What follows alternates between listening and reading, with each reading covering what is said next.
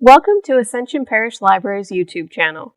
I'm Miss Chandler, and today I will be talking to you about Deborah Hopkinson's 2019 book, Carter Reads the Newspaper, which is a 2022 Louisiana Young Reader's Choice Awards nominee for grades 3 through 5. This is the story of a man on a mission. When a Harvard professor challenged Carter G. Woodson to prove African Americans had a history, Woodson did just that and more. In Carter Reads the Newspaper, Deborah Hopkinson, with the help of illustrator Don Tate, paints a vibrant and illuminating portrait of this visionary man. Born in Virginia in 1875, Carter grew up surrounded by the stories of slavery passed down from the previous generations. Carter's father had run away to fight for the Union Army in the Civil War, and his mother's memory was deeply scarred by the slave auctions that she had witnessed. Both of Carter's parents worked tirelessly to ensure Carter and his siblings were given every opportunity that they had been denied.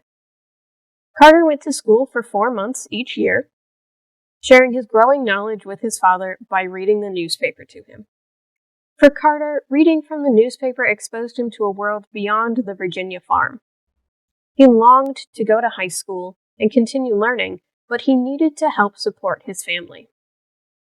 Carter found work in the West Virginia coal mines where he met Civil War veteran Oliver Jones.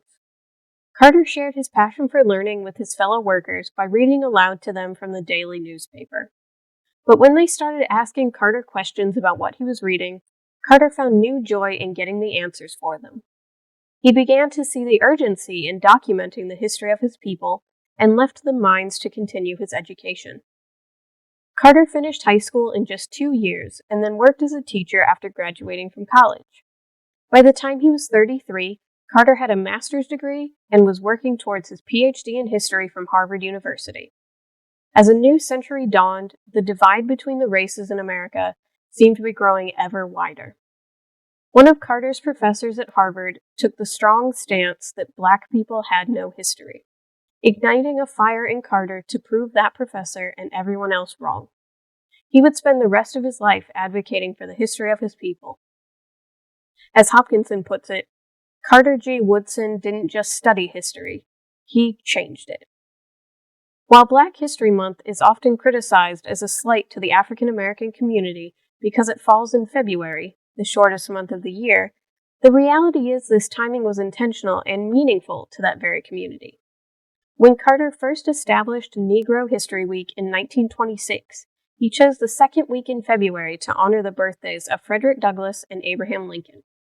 In the following decades, Carter's idea was expanded to become a month-long observance and celebration of Black history. With Tate's portraits of prominent African American figures framing the text, quite literally, Carter Reads the Newspaper places Carter G. Woodson in a much-deserved place at the center of such celebration. This book is a brilliant introduction to the father of Black history and a perfect read for our young historians out there.